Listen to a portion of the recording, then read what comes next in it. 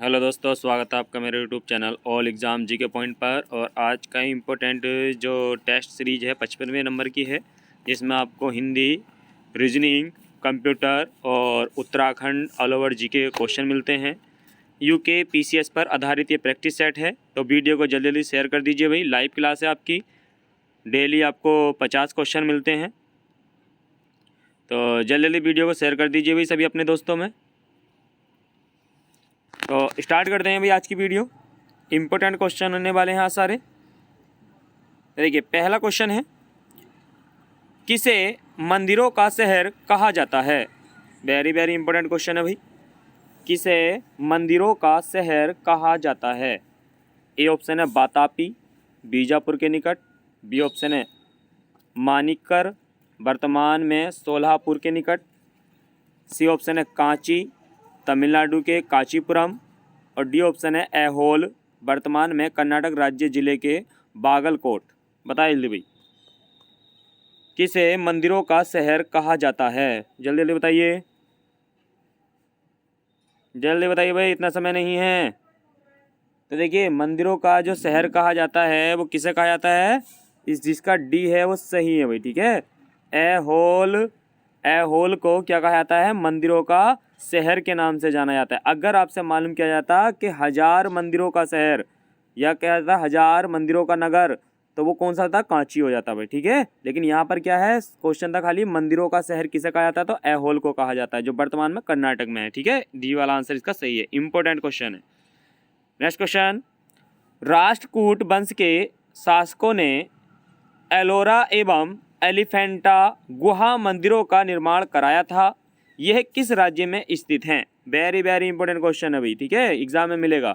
देखिए, एक क्वेश्चन तो आपका यही बन गया कि एलोरा एवं एलिफेंटा की जो गुफाएं हैं, गुहा मंदिरों का जो निर्माण कराया था वो किसने कराया था? तो राष्ट्रकूट वंश के शासकों ने कराया था, ठीक है। अब मालूम कर रहा है कि ये एलोरा की जो गुफा है, एलिफेंटा की जो गुफाएं, ये कहाँ पर है, किस राज्य में? तो ए ऑप्शन है महाराष्ट्र, बी ऑप्शन है गुजरात, सी ऑप्शन है छत्तीसगढ़, डी ऑप्शन है तमिलनाडु। बताइए भाई जल्दी जल्दी। तो देखिए, इसका जो सही आंसर है, जिसका ए है वो सही है भाई, ठीक है, महाराष्ट्र। तो ये एलोरा की गुफाएं, एलिफेंटा की गुफाएं और अजंता की गुफाएं, ये सब कहाँ पर है? महाराष्ट्र में, ठीक है भाई। तो सभी कमेंट बॉक्स में जवाब देंगे भाई, सही बताइए। एलोरा की जो गुफाएं हैं, एलोरा की गुफाओं को यूनेस्को विश्व धरोहर सूची में कब शामिल किया गया था? बताइए जल्दी जल्दी भाई। एलोरा की गुफाओं को यूनेस्को विश्व धरोहर सूची में कब शामिल किया गया था? जल्दी बताइए। एलोरा की गुफाओं को विश्व धरोहर सूची में कब शामिल किया गया था? 1983, ठीक है, 1983 में शामिल किया गया था भाई, ठीक है। इंपॉर्टेंट क्वेश्चन है। नेक्स्ट क्वेश्चन देखते हैं, ए वर्ण क्या कहलाते हैं? वेरी वेरी इंपॉर्टेंट क्वेश्चन भाई, ठीक है। क्वेश्चन मालूम किया जाएगा कि ए और ए का जो उच्चारण स्थान है वो कौन सा है, ठीक है। उच्चारण स्थान बताना है भाई आपको। बताइए जल्दी। ए ऑप्शन है मूर्धन्य, बी ऑप्शन है औष्ठ्य, सी ऑप्शन है कंठ तालव्य और डी ऑप्शन है नासिक्य। बताइए जल्दी भाई, जल्दी बताइए। तो देखिए, जिसका सी है वो सही है भाई, ठीक है, कंठ तालव्य से, ठीक है, कंठ तालव्य। तो इसका सी वाला आंसर सही हो जाएगा भाई। नेक्स्ट क्वेश्चन, अभियंतर का विलोम होता है। ये भाई एग्जाम में आया था भी क्वेश्चन, ये वाला भी, ठीक है, और कई बार रिपीट हुआ है। अभियंतर का विलोम होता है। ए ऑप्शन है बाह्य, बी ऑप्शन है अंदर का, सी ऑप्शन है मध्य और डी ऑप्शन है अभी अभी। बताइए जल्दी भाई। अभियंतर का विलोम शब्द होता है। जल्दी जवाब दीजिए कमेंट बॉक्स में। सभी का वेलकम है भाई लाइव क्लास में। और जो चैनल पे पहली बार में, चैनल को सब्सक्राइब कर लेंगे भाई। इंपॉर्टेंट क्वेश्चन है सभी, जल्दी बताइए। अभियंतर, देखिए, अभियंतर का विलोम मालूम किया गया भाई, ठीक है। अभियंतर का मतलब होता है अंदर का, तो इसका विलोम हो जाएगा बाह्य। ए वाला आंसर सही है भाई, जिसका ए था वो सब सही है भाई, ठीक है। बाह्य इसका सही आंसर हो जाएगा। नेक्स्ट क्वेश्चन, निम्नलिखित में से कौन सा शब्द युग्म सही है? सही युग्म शब्द बताना है भाई इसमें आपको। ए ऑप्शन है नीरज, बादल, नीरद, कमल। बी ऑप्शन है नीर, जल, नीड़, मकान। सी ऑप्शन है मूल, जड़, मूल्य, माप। डी ऑप्शन है निर्झर, झरना, और निर्जर, देवता। बताइए भाई कौन सा युग्म सही है, जल्दी बताइए। देखिए आपका 18 दिसंबर में पुलिस का एग्ज़ाम हो जाएगा और जनवरी में लेखपाल और वन विभाग का एग्ज़ाम हो जाएगा आपका। इम्पोर्टेंट प्रैक्टिस सेट है, तो अपने दोस्तों को भी इनवाइट करें। तो देखिए इसका जो सही आंसर है, जिसका सी है वो सही है भाई, ठीक है। मूल का अर्थ होता है जड़ और मूल्य का अर्थ होता है मापना, तो इसका सी वाला आंसर सही है। जिसका सी था वो सब सही है भाई। नेक्स्ट क्वेश्चन है, निम्नलिखित में से कौन सिकंदर के साथ भारत आने वाला इतिहासकार नहीं था? बताइए भाई जल्दी। यानी कि आपको बताना है कि निम्नलिखित में से कौन था जो सिकंदर के साथ नहीं आया था। बताइए। ए ऑप्शन है निर्याकस, बी ऑप्शन है अनासिक्रेटस, बी ऑप्शन है, सी ऑप्शन आपका एसिटोबुलस, और डी ऑप्शन है हेरोडोट्स। बताइए जल्दी भाई। सिकंदर के साथ भारत नहीं आया था। निर्याकस, अनासिक्रेटस, एसिटोबुलस, हेरोडोट्स। बताइए भाई जल्दी। इम्पोर्टेंट क्वेश्चन है, जल्दी बता दीजिए सभी। तो देखिए इसका सही आंसर है डी वाला भाई, ठीक है। हेरोडोट्स नहीं आया था भाई, ठीक है। ये जो तीनों हैं, निर्याकस सेनापति था, अनासिक्रेटस, एसिटोबुलस ये भी लेखक थे। तो इसका सही आंसर कौन सा है? डी वाला। नेक्स्ट क्वेश्चन, पंचवर्षीय योजना के इतिहास में भारत की सर्वाधिक असफल योजना किसे माना जाता है? इम्पोर्टेंट क्वेश्चन है ये भी, इकोनॉमिक्स से क्वेश्चन है आपका। ए ऑप्शन है द्वितीय पंचवर्षीय योजना, बी ऑप्शन है तृतीय पंचवर्षीय योजना, सी ऑप्शन है पांचवी पंचवर्षीय योजना, डी ऑप्शन है चौथी पंचवर्षीय योजना। बताइए भाई जल्दी। पंचवर्षीय योजना के इतिहास में भारत की सर्वाधिक असफल योजना किसे माना जाता है? जल्दी कमेंट बॉक्स में जवाब दीजिए भाई। पिछली वीडियो में भी ये क्वेश्चन रिपीट हुआ है, जल्दी बताइए। देखिए इसका सही आंसर है, जिसका बी है वो सही है भाई, ठीक है। वो हाँ सही है, जो बी वाला है वो सही है। तीसरी पंचवर्षीय योजना, तृतीय पंचवर्षीय योजना सबसे असफल योजना रही है भाई, ठीक है। तीसरी पंचवर्षीय योजना जो रही है वो सबसे असफल योजना रही है। तो सभी कमेंट बॉक्स में जवाब देंगे भाई। भारत की सबसे सफल योजना कौन सी रही? जल्दी बताइए। भारत की सबसे सफल योजना कौन सी रही थी? बताइए जल्दी। भारत की सबसे सफल योजना कौन सी रही थी? जल्दी बताइए। तो देखिए भारत की जो सबसे सफल योजना थी वो कौन सी थी? पांचवी पंचवर्षीय योजना भाई, ठीक है। पांचवी पंचवर्षीय योजना सबसे सफल योजना थी, और ये इतनी सफल योजना रही थी कि इसे 1 वर्ष पहले ही समाप्त कर दिया गया था, ठीक है भाई।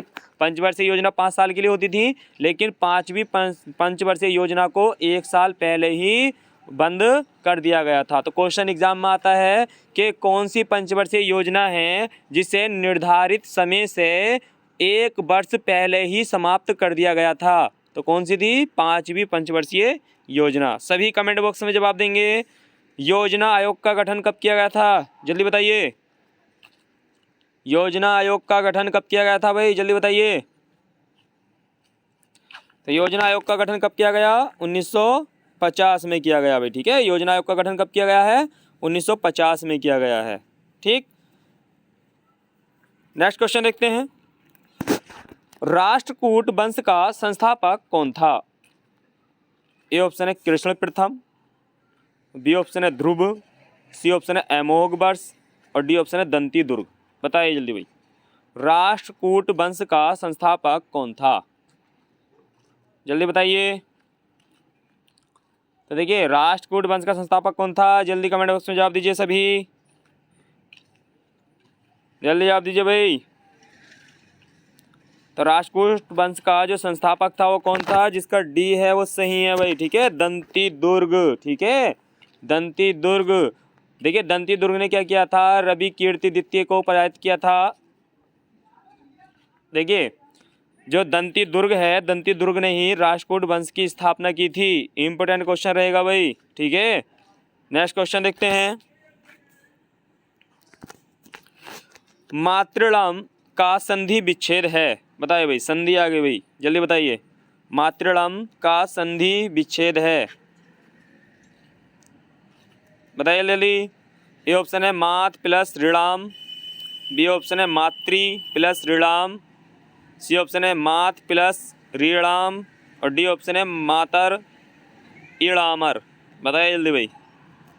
मातृ ऋणाम का संधि विच्छेद है, जल्दी बताइए सभी। कई बार एग्जाम में रिपीट हुआ है क्वेश्चन और सेम ऐसे ही आता है, जल्दी बताइए, जल्दी बताइए। तो देखिए इसका सही आंसर है, देखिए बी वाला आंसर सही है भाई, ठीक है, मातृणाम, ठीक है। देखिए इसमें इस तरीके का शब्द, देखिए जहाँ पर आपको ये री वाली मात्रा नीचे लगा हुई मिल जाए, ठीक है, तो री नीचे लगी हुई मिलती है, तो इसे तोड़ने का सबसे आसान तरीका है जो शुरू वाला शब्द दिया है जहाँ तक री सी लगी है, ठीक है, कोई सा भी A to Z शब्द हो आपका, जहाँ तक ये नीचे री सी वाली मात्रा लगी है, इसे जैसा था वैसे ही लिख देंगे, ठीक है भाई। ये शुरू में ऐसे ही लिखा हुआ है, ठीक है, जैसा था हमने क्या लिखा, मातृ, ऐसे ही था, प्लस जैसा था वैसे ही उतार लिया, और शेष जो शब्द बचा है हमारा, शेष जो शब्द बचा है भाई, शेष क्या है हमारा, राम, यही तो बचा है, यही तो बचा है, तो इसके आगे खाली रीसी लगा देनी है आपको, ठीक है। जो भी शेष बचता है उसके आगे रीसी लगा देनी है, वही संधि हो जाएगी आपकी। देखिए सेम बी वाला आंसर इसका सही है, मातृ आ गया, सेम उतार दिया जैसा था, और जो शेष बचा था उसके आगे रीसी लगा दिया है, तो कौन सा हो गया, बी वाला आंसर इसका सही हो जाएगा भाई, ठीक है। कोई भी A to Z शब्द मिल जाए आपका, ठीक है। नेक्स्ट क्वेश्चन, अघोष वर्ण कौन सा है, बताइए भाई जल्दी भाई। अघोष वर्ण कौन सा है, ए ऑप्शन है ए, बी ऑप्शन है, सी ऑप्शन है से और डी ऑप्शन है जय और झ। बताइए भाई अघोष वर्ण कौन सा है, जल्दी बताइए, जल्दी कमेंट बॉक्स में जवाब दीजिए भाई। अघोष वर्ण कौन सा है, जल्दी बताइए, इतना समय नहीं है। तो देखिए अघोष जो वर्ण है वो कौन सा है, जिसका सी है वो सही है भाई, ठीक है। तीनों जो से आते हैं, देखिए ये वाला से, ये वाला से और ये वाला से, ठीक है, ये जो तीनों जो से आते हैं ये किस में आते हैं, ये अघोष में ही आते हैं भाई, ठीक है। तो से वाला, सी वाला आंसर इसका सही है। नेक्स्ट क्वेश्चन, हिंदी शब्दकोश में,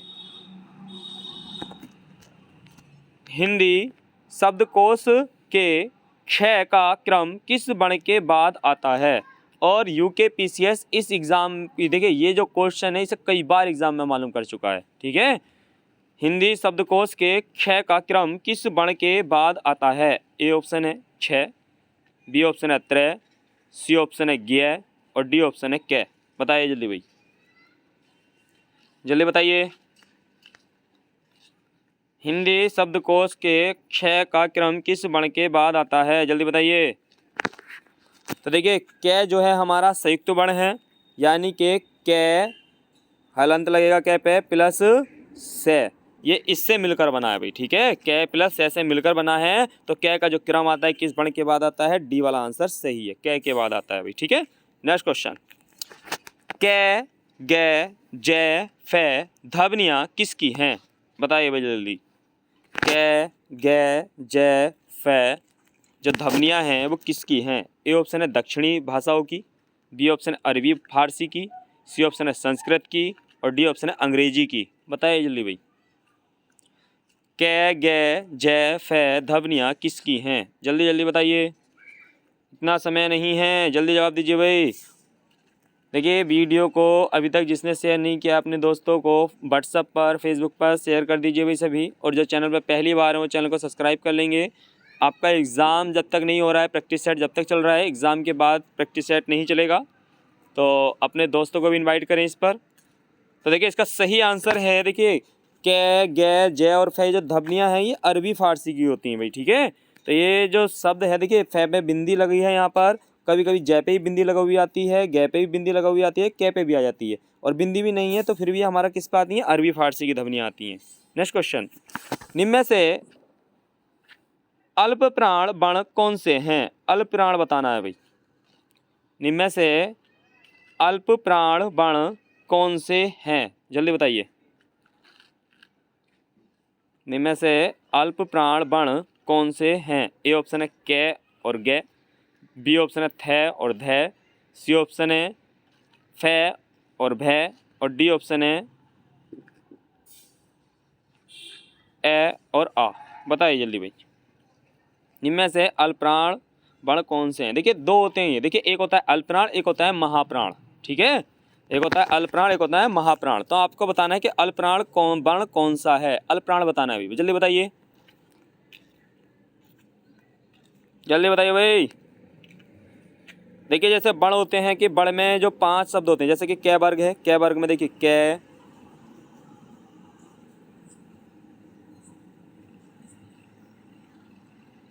देखिए कै, खे, गे, घै, अंगा। ठीक है, इस तरीके से होता है। फिर च आ गया, चे, छे, जै, झै, उएं। तो ये जो शब्द हैं ये हमारे क्या होते हैं, इसी तरीके से 5 वर्ग हैं, कै च टे तै पे। तो इनमें ही समझा देता हूँ। देखिए इसका जो सही आंसर है, देखिए अल्पप्राण की बात करें तो अल्पप्राण का क्या होता है कि बण का पहला, तीसरा और पांचवा, बण का पहला अक्षर, बण का तीसरा अक्षर और बण का पांचवा अक्षर, ये जो होते हैं अल्पप्राण होते हैं। तो देखिए कै पहले नंबर पे है, गे तीसरे नंबर पे है, तो इसका ए वाला आंसर सही है। ठीक है, और जो महाप्राण होते हैं बण का दूसरा और चौथा, ठीक है, बण का दूसरा और चौथा जो अक्षर होता है, यानी कि दूसरे नंबर का और चौथे नंबर का जो बण होते हैं वो हमारे महाप्राण कहलाते हैं। ठीक है, और जो पहला, तीसरा और पांचवें नंबर के होते हैं वो अल्पप्राण कहलाते हैं। तो देखिए कै पहले नंबर पे है, गे दूसरे नंबर पे है, तो कौन सा हो गया इसमें? पहला वाला आंसर ही सही हो गया। ठीक है, देखिए तै, थे, धै ये दोनों साथ में आते हैं तो इसलिए नहीं होगा। पै, पै, फै, देखिए यहाँ पर क्या है, फैब है, ये भी साथ में आते, ये भी नहीं होगा, और ये भी साथ में आते, नहीं होगा। ठीक है, तो इसका ए वाला आंसर सही है। नेक्स्ट क्वेश्चन, स्थान के आधार पर बताइए कि मूर्धन्य व्यंजन कौन से हैं? बताइए भाई जल्दी, मूर्धन्य व्यंजन कौन से हैं? जल्दी बताइए, स्थान के आधार पर बताइए कि मूर्धन्य व्यंजन कौन से हैं? ड़े, ळे, जै, झै, पै, फै, गे, घे। बताइए भाई।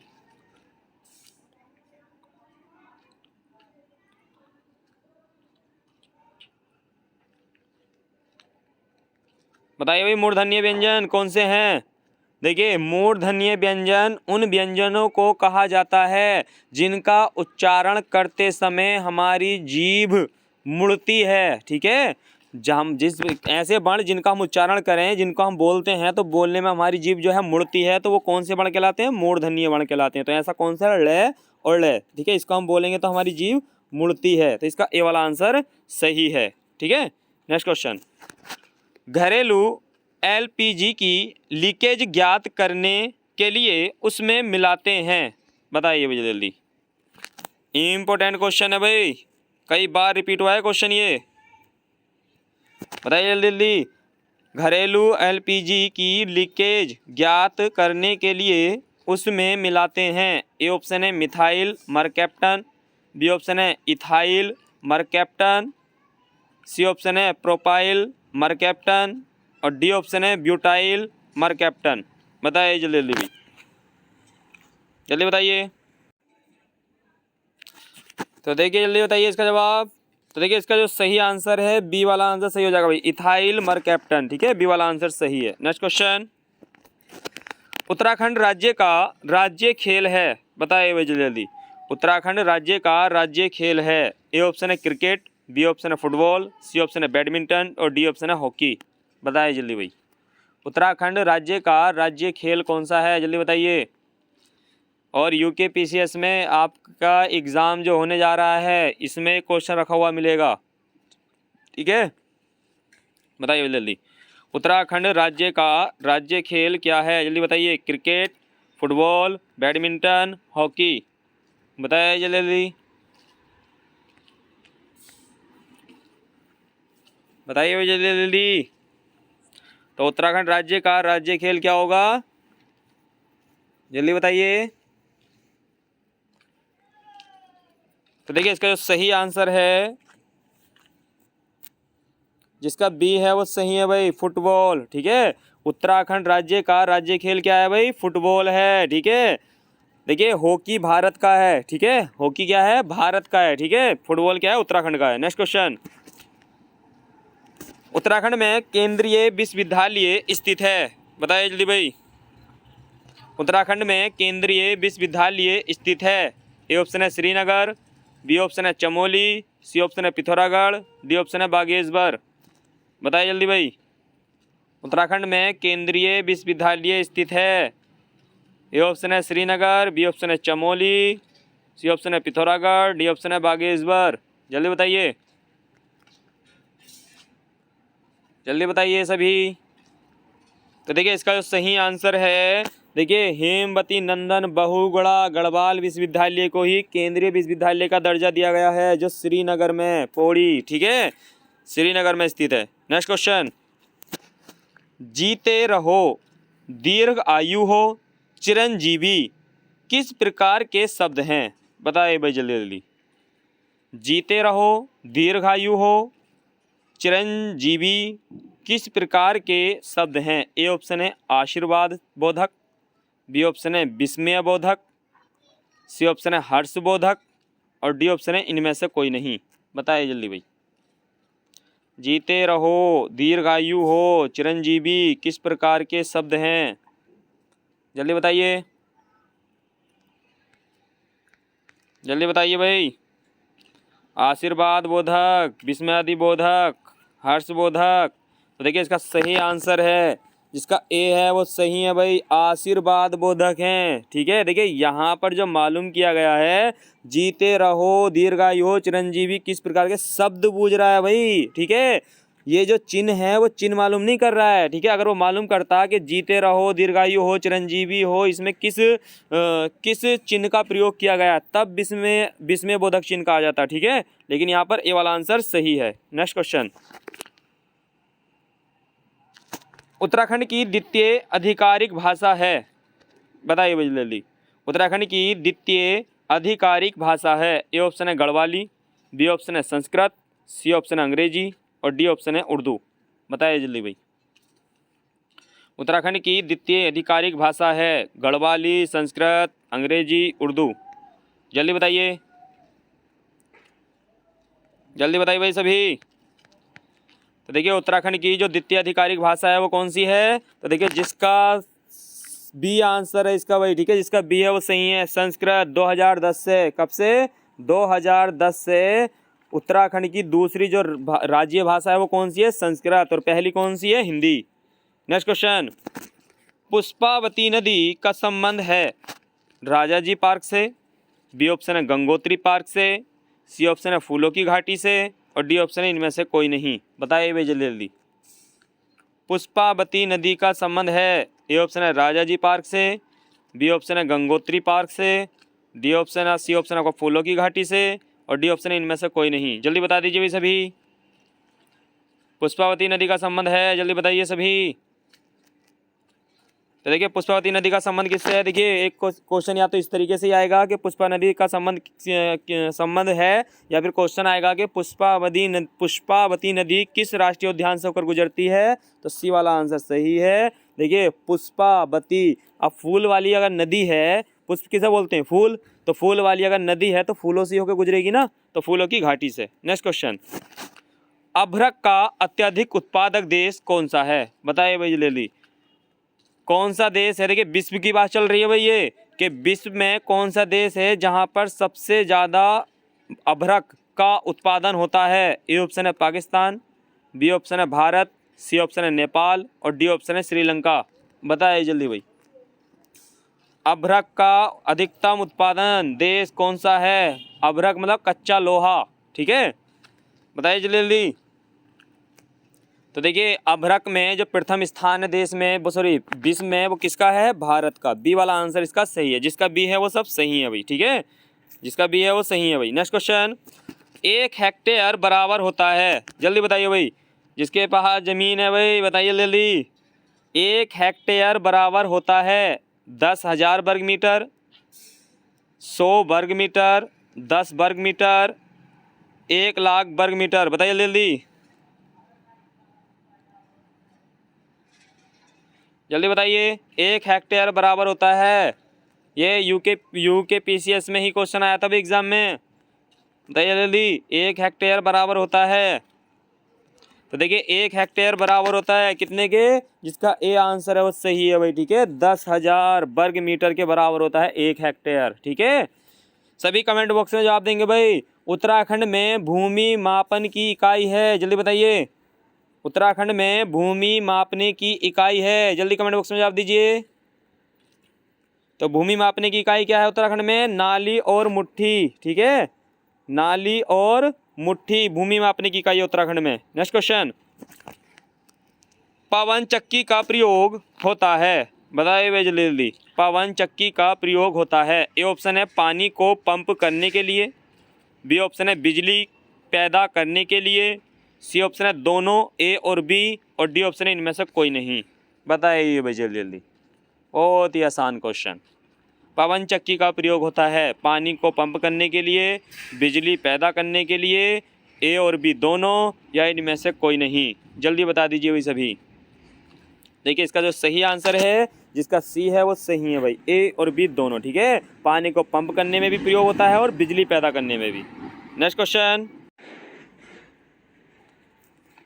है, संयुक्त राष्ट्र महासभा के द्वारा मानव अधिकारों की सार्वभौमिक घोषणा किस तिथि को स्वीकार की गई थी? वेरी वेरी इंपॉर्टेंट क्वेश्चन, ये क्वेश्चन तो आपके एग्जाम में मिलना है भाई।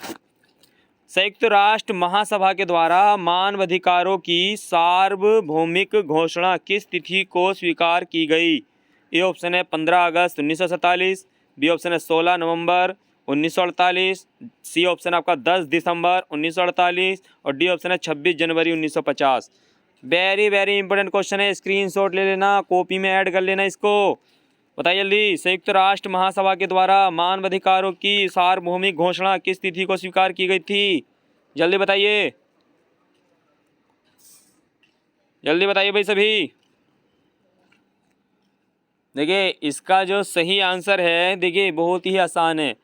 इसका जो सही आंसर है, देखिए सी वाला आंसर सही हो जाएगा भाई, 10 दिसंबर 1948 को। देखिए ये क्वेश्चन कई बार आता है एग्जाम में कि मानवाधिकार दिवस कब मनाया जाता है? विश्व मानवाधिकार दिवस, ठीक है। तो विश्व मानवाधिकार दिवस कब मनाया जाता है? 10 दिसंबर को मनाया जाता है, ठीक है। तो ऑप्शन में 10 दिसंबर एक ही ऑप्शन में दे रखा था, जिसको ये पता था कि 10 दिसंबर को ही विश्व मानवाधिकार दिवस मनाया जाता है, तो उसका सही हो जाता है यहाँ पर, ठीक है। तो इसका सही आंसर सी वाला 10। देखिए एक क्वेश्चन तो आपका यही बन जाएगा कि विश्व मानवाधिकार दिवस कब मनाया जाता है? 10 दिसंबर को मनाया जाता है। और इसकी जो घोषणा की गई थी संयुक्त राष्ट्र महासभा के द्वारा, तो 10 दिसंबर 1948 को की गई थी, ठीक है। नेक्स्ट क्वेश्चन, भारत की राष्ट्रीय आय में किस क्षेत्र का सर्वोत्तम योगदान है? बताइए भाई जल्दी। ये मैंने पीछे कई वीडियो में आपको बताया भी था, ठीक है। भारत की राष्ट्रीय आय में किस क्षेत्र का सर्वोत्तम योगदान है? जल्दी बताइए। ए ऑप्शन है प्राथमिक क्षेत्र, बी ऑप्शन है द्वितीयक क्षेत्र, सी ऑप्शन है तृतीयक क्षेत्र, और डी ऑप्शन है इनमें से कोई नहीं। इन देखिए ये जो क्षेत्र है ना भारत के प्रथम क्षेत्र, द्वितीय क्षेत्र और तृतीय क्षेत्र, इन क्षेत्रों में से आपके एग्जाम में एक क्वेश्चन आना है, ठीक है। और वीडियो में कई क्वेश्चन इस तरीके में आपको बता चुका हूँ। जल्दी बताइए भाई, इसका भारत की राष्ट्रीय आय यानी कि इनमें से कौन सा क्षेत्र है जिस क्षेत्र से भारत को सबसे ज़्यादा आय प्राप्त होती है? जल्दी बताइए। देखिए इसका सी वाला आंसर सही है भाई, ठीक है, तृतीय क्षेत्र से। मैंने आपको पीछे वीडियो में बताया था, आप कप से याद रखेंगे, कप KUP, ठीक है, KUP। देखिए वैसे देखिए कप ऐसे लिखा नहीं जाता, मैं बता रहा हूँ खाली याद करना, ठीक है। तो हमें याद करना खाली KUP। देखिए के से क्या हो गया? कृषि, ठीक है। जो कृषि है हमारा वो प्रथम क्षेत्र में आता है भाई, ठीक है। अगर आपसे मालूम किया जाता कि भारत में कौन सा क्षेत्र नियोक्ताओं की दृष्टि से सबसे बड़ा है, तो सबसे ज़्यादा रोजगार देने वाला जो क्षेत्र है वो प्राथमिक क्षेत्र है, ठीक है, कृषि। यू से क्या हो जाएगा? उद्योग। द्वितीय क्षेत्र में क्या आता है भाई? हमारा उद्योग आते हैं, ठीक है। द्वितीय क्षेत्र में क्या आते हैं? उद्योग आते हैं। और 30 जो तृतीयक क्षेत्र है, तृतीयक क्षेत्र में आता है परिवहन, ठीक है। और भारत की जो सबसे ज़्यादा आय प्राप्त होती है वो माल ढुलाई से होती है, मालगाड़ी, ठीक है। तो इसका सही आंसर हो जाएगा तृतीयक क्षेत्र यानी परिवहन, ठीक है। क्वेश्चन सही हो जाएगा, याद कर लेना, रट लेना इसे, ठीक है। कि देखिए अगर आपसे मालूम ये भी कर सकता है कि कृषि किस क्षेत्र के अंतर्गत आती है, तो प्राथमिक क्षेत्र। उद्योग हैं वो किस क्षेत्र के अंतर्गत आते हैं, द्वितीय क्षेत्र। और मालूम कर लेगा जो परिवहन है वो किस क्षेत्र के अंतर्गत आता है, तृतीय क्षेत्र के अंतर्गत आता है, ठीक है। तो इसका जो सही आंसर है तृतीय क्षेत्र है, ठीक है, जिसमें हम परिवहन आता है, ठीक है, परिवहन। नेक्स्ट क्वेश्चन, विश्व बैंक का प्रधान कार्यालय कहाँ है, बताइए भाई जल्दी। विश्व बैंक का प्रधान कार्यालय कहाँ है? ए ऑप्शन है मनीला, बी ऑप्शन है वॉशिंगटन डीसी, सी ऑप्शन है न्यूयॉर्क और डी ऑप्शन है जनेवा। बताइए भाई जल्दी जल्दी। जितने भी केंद्रीय संस्थाएं हैं उनके सारे जो मुख्यालय हैं इन्हीं चारों के ज़्यादा मिलते हैं, ठीक है। या तो मनीला में होगा, या वॉशिंगटन में होगा, या न्यूयॉर्क में, या जनेवा में। बताइए जल्दी भाई, विश्व बैंक का प्रधान कार्यालय कहाँ है, जल्दी बताइए कमेंट बॉक्स में। तो देखिए विश्व बैंक का जो प्रधान कार्यालय मुख्यालय है वो कहाँ पर है, वॉशिंगटन डीसी, ठीक है। बी वाला आंसर इसका सही है, जिसका बी है वो सही है भाई, वॉशिंगटन डीसी वाला आंसर इसका सही हो जाएगा। नेक्स्ट क्वेश्चन देखिए, ये भी आपका इंपॉर्टेंट क्वेश्चन है। एशिया का पहला प्रक्षेपिक शोध केंद्र भारत के किस राज्य में प्रारंभ किया जाना है, बताइए भाई जल्दी जल्दी। एशिया का पहला प्रक्षेपिक शोध केंद्र भारत के किस राज्य में प्रारंभ किया जाना है भाई, बताइए जल्दी जल्दी, जल्दी बताइए। तो इसका सही आंसर हो जाएगा भाई सी वाला, गुजरात, ठीक है। इसका सी वाला आंसर सही है। नेक्स्ट क्वेश्चन, यंग बंगाल आंदोलन आरंभ किया गया था, बताइए जल्दी भाई। यंग बंगाल आंदोलन आरंभ किया गया था। ए ऑप्शन है CR दास द्वारा, बी ऑप्शन है हेनरी डेरोजियो द्वारा, सी ऑप्शन है MN रॉय द्वारा और डी ऑप्शन है अरविंद घोष द्वारा। बताइए भाई जल्दी जल्दी। यंग बंगाल आंदोलन आरंभ किया गया था, बताइए किसके द्वारा, यंग बंगाल आंदोलन, जल्दी बताइए। तो यंग बंगाल आंदोलन शुरू किया गया था वो किसके द्वारा शुरू किया गया था, देखिए इसका सही आंसर है बी वाला आंसर सही है भाई, हेनरी डेरोजियो के द्वारा ही आंदोलन शुरू किया गया था, बी वाला आंसर सही है। नेक्स्ट क्वेश्चन, महात्मा गांधी से संबंध निम्न आश्रमों में कौन सबसे पुराना है, बताइए भाई। महात्मा गांधी जी के द्वारा बनाया गया सबसे पहला आश्रम जो सबसे पहला है वही सबसे पुराना है। ए ऑप्शन है साबरमती, बी ऑप्शन है फिनिक्स, सी ऑप्शन है वर्धा और डी ऑप्शन है सदाकत। जल्दी बताइए। तो देखिए इसका जो सही आंसर है जिसका बी है वो सही है भाई, ठीक है, फिनिक्स आश्रम दक्षिण अफ्रीका। अगर यहाँ ऑप्शन में होता कि महात्मा गांधी जी से संबंधित निम्नलिखित आश्रमों में कौन सबसे पुराना है भारत में, ठीक है, अगर वो मालूम करता भारत में तो साबरमती हो जाता भाई, ठीक है। लेकिन यह भारत नहीं है तो कौन सा हो गया, फिनिक्स आश्रम, ये दक्षिण अफ्रीका में है। नेक्स्ट क्वेश्चन, अजीमुल्लाह खां सलाहकार थे, बताइए भाई जल्दी। अजीमुल्लाह खां सलाहकार थे। ए ऑप्शन है नाना साहब के, बी ऑप्शन है तात्या टोपे के, सी ऑप्शन है रानी लक्ष्मीबाई के और डी ऑप्शन है कुंवर सिंह के। बताइए जल्दी भाई। अजीमुल्लाह खां सलाहकार थे, तो अजीमुल्लाह खां सलाहकार थे किसके, ए वाला आंसर सही है, नाना साहब के भाई, ठीक है। ये थे दोस्तों आपके लगभग 50 क्वेश्चन, कुछ मौखिक रूप से आपको बताए गए, कुछ आपसे मालूम किए गए। वीडियो को लाइक कर दीजिए सभी, और जिसने अभी तक वीडियो को शेयर नहीं की थी दोस्तों को अपने शेयर कर देंगे। जो चैनल पर पहली बार थे चैनल को सब्सक्राइब कर लेंगे। मिलते हैं नेक्स्ट प्रैक्टिस सेट में रात्रि 9 बजे लाइव क्लास में। सभी का थैंक यू, गुड नाइट।